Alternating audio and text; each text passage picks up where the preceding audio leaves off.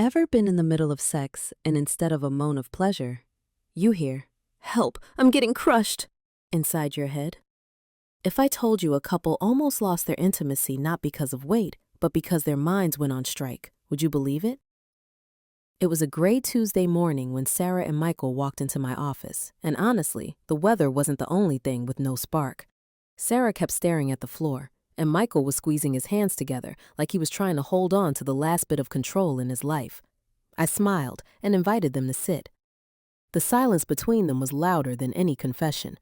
Finally, Sarah said, "I can't reach orgasm, and we're drifting apart.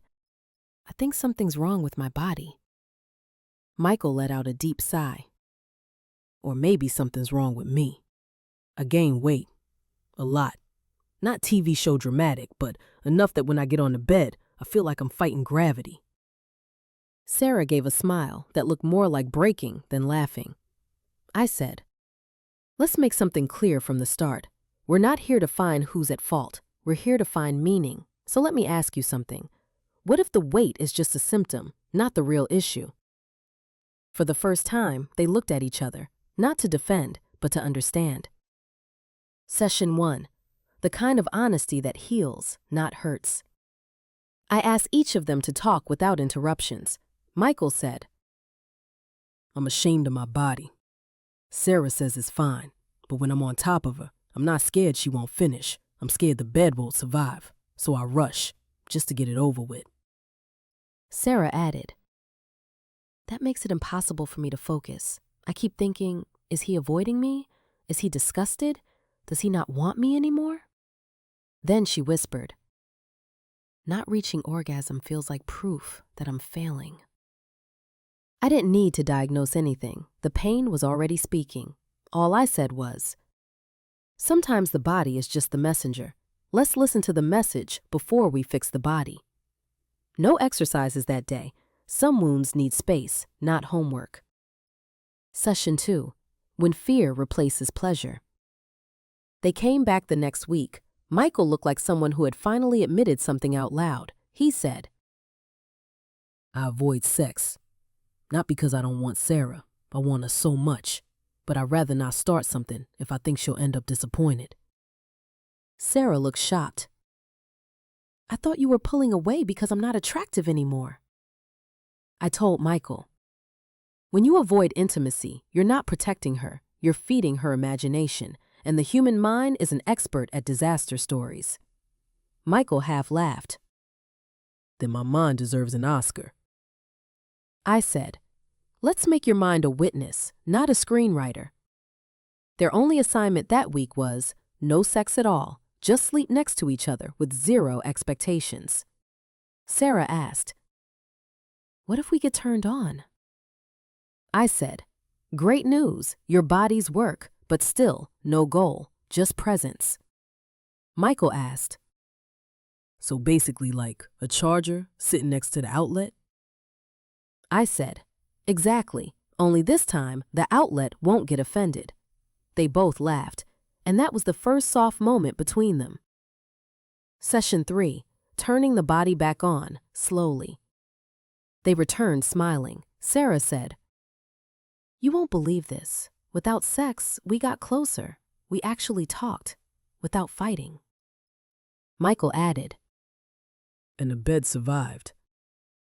I said, "Perfect. Now we turn the body back on, not like a switch, like a dimmer. Their only task, non-sexual touch." Sarah asked, "You mean touching without going further?" "Yes," I said, "like putting your hands near a fire just to feel warm, not to cook dinner." Michael laughed. "I didn't know touch could have a purpose on its own. I thought it was either the beginning or the end." I replied, "That's the problem. We turn sex into a race, but the human body isn't a sprint, it's a walk." Sarah exhaled like she'd been holding her breath for years. Sometimes one sentence is enough to give someone permission to feel pleasure again. Session 4. When intrusive thoughts crash the party.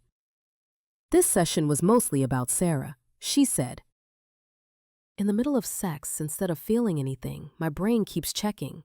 Did you finish yet? No? then something's wrong with you.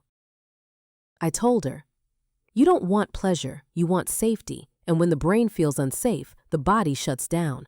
Orgasm doesn't happen through control, it happens through letting go. Her practice was simple.